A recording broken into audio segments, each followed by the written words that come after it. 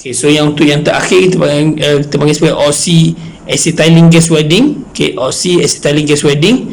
Jadi gas welding is one of the three basic non-pressure process of joining metals by fusion alone. The process of joining two pieces by partially melting their surface and allowing them to flow together is called fusion.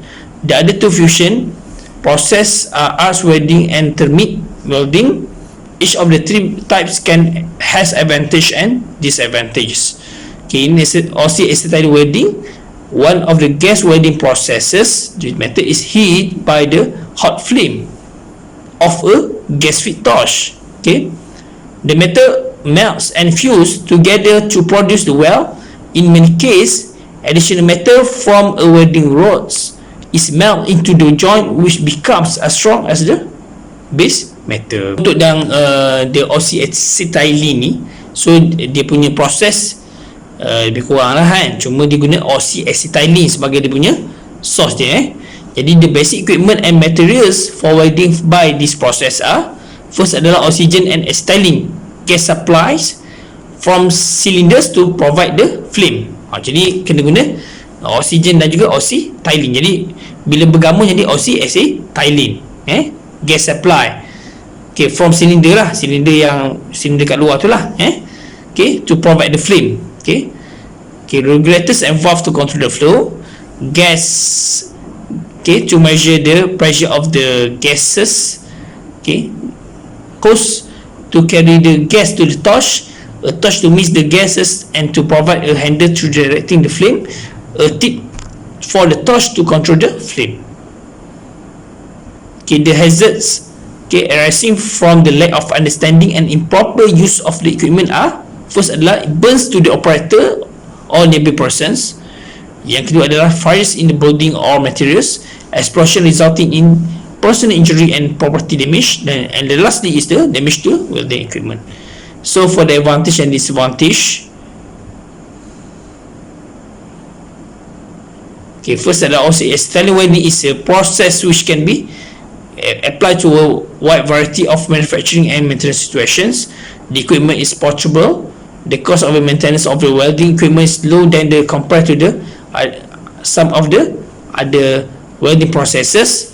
The cost of the welding gas supplies and operator's time depend on the materials being joined by the size, shape and position in which the weld must be made.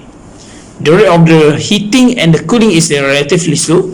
In some cases, this is an advantage. In other cases, where a rapid heating and cooling cycle is desirable and also extended welding process is not suitable, a skill welding and can be used.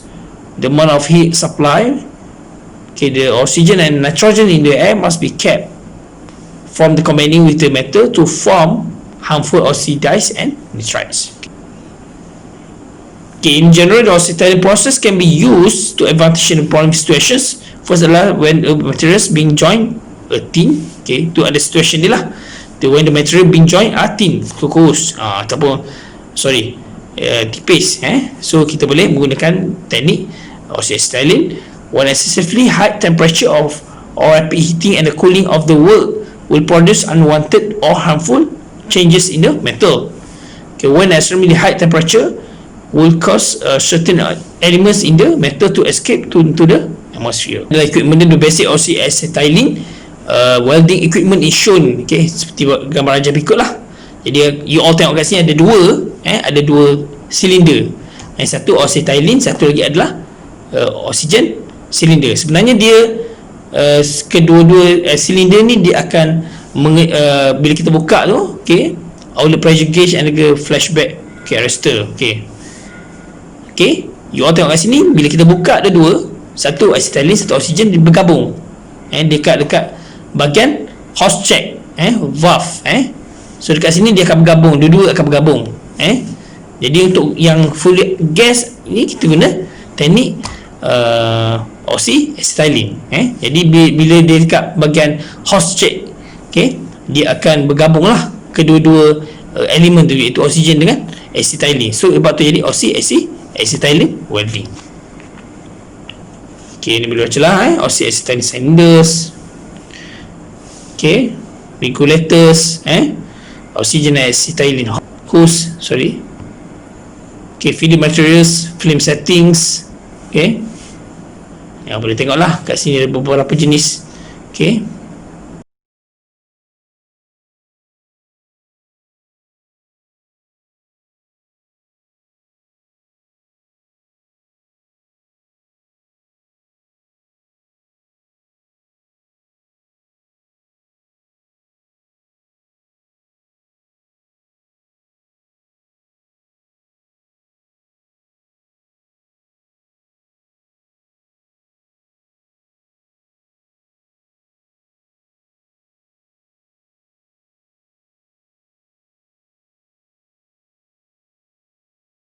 A friend of mine did a long time ago in a night class. I'd lost this for a while, apparently it was stuck back in my toolbox. I remember him doing it. Page, outside corner joint. I want to get the camera in here and zoom in real tight on this weld, because this weld is very, very, very tiny. Normally we think of sheet metal, outside corner joints, and doing anything thin, but I'm going to put the goggles on for you today. You know, I'm going retro on you. So let me get my stuff, I'll be right back.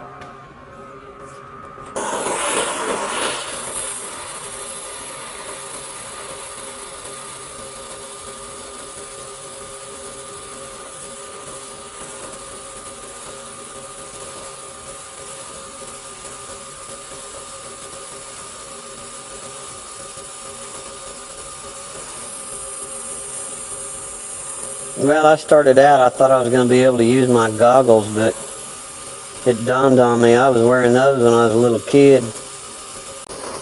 I thought I would see more impurity.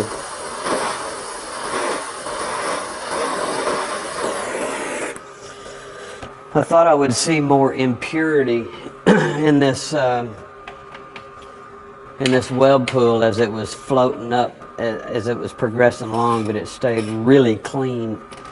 So, I don't think I want to pick that up. I want to get this thing with my pliers. I want to go quench it off. I'll be right back.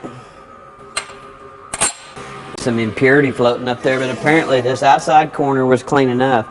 I haven't done anything to this other than dip it in the tank to cool it off. And at first glance, when I didn't look at the back side, we didn't get in there because I had it tight. I mean, it was just an outside corner joint that was touching. I didn't have any gap in it at all. Is it slow? Yeah. Could we, can you build stuff? Sure. I mean, I remember building duck blinds. I remember building, you could build cooling tanks. You could do a lot of stuff with 10 gauge and do outside corner joints. Is it strong? Sure it is. You bet. Again, the profile of this, it looks just like a TIG weld.